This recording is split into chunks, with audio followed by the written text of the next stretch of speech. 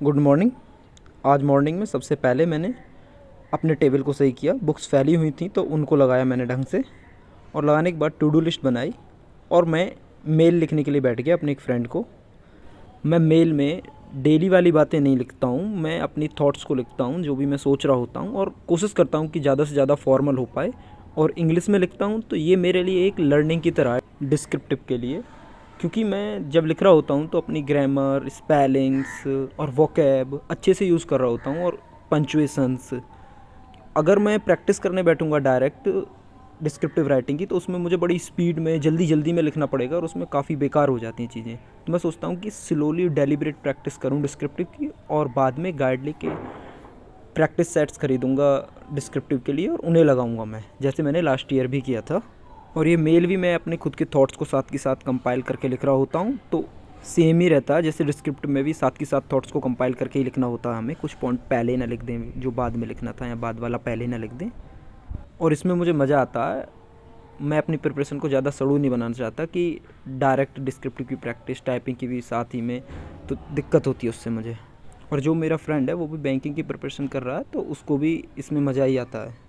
कल से मैं कुछ एसेज भी पढ़ना स्टार्ट करूँगा बैंकिंग के, जो लास्ट ईयर टॉपिक्स आए हैं और जो आने वाले हैं।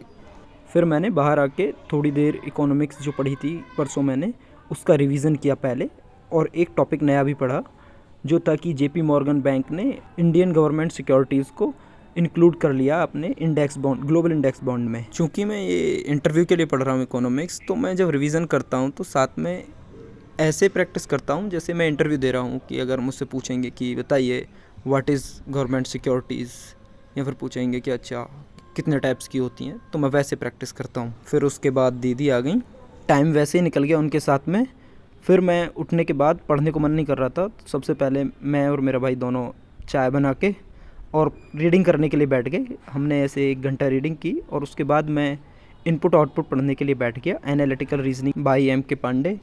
इसमें शिफ्टिंग वाला चैप्टर दिया हुआ था, उसमें एक अजीब टाइप के क्वेश्चंस थे। उसमें पहले इनपुट दिया था 4 स्टेप्स थी, और एक इनपुट देकर पूछ रखा था इसकी 17 स्टेप क्या होगी वो बताइए डायरेक्ट। इन क्वेश्चंस के जो सॉल्यूशन दे रखे थे मैं उन्हें समझ नहीं पाया कल। कोशिश तो की थी मैंने, कल एक बार और पढ़ के देखूंगा, अगर समझ में आता तो ठीक है, ज़्यादा टाइम वेस्ट नहीं करूँगा, इस पर आगे बढ़ जाऊँगा, इनपुट आउटपुट्स की प्रैक्टिस करूँगा।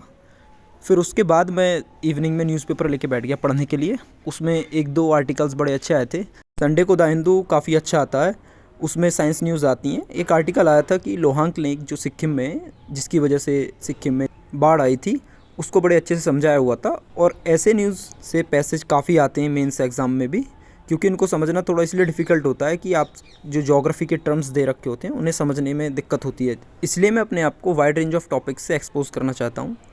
मैंने 40 मिनट के अराउंड ही न्यूज़पेपर पढ़ा था, तभी मेरे फ्रेंड का कॉल आ गया। मुझे पढ़ना तो आगे भी था, बट वो बोले कि कल जाना है हमें, तो इसलिए मैं उनके साथ चला गया, और 11 बज गए मुझे लौटते में।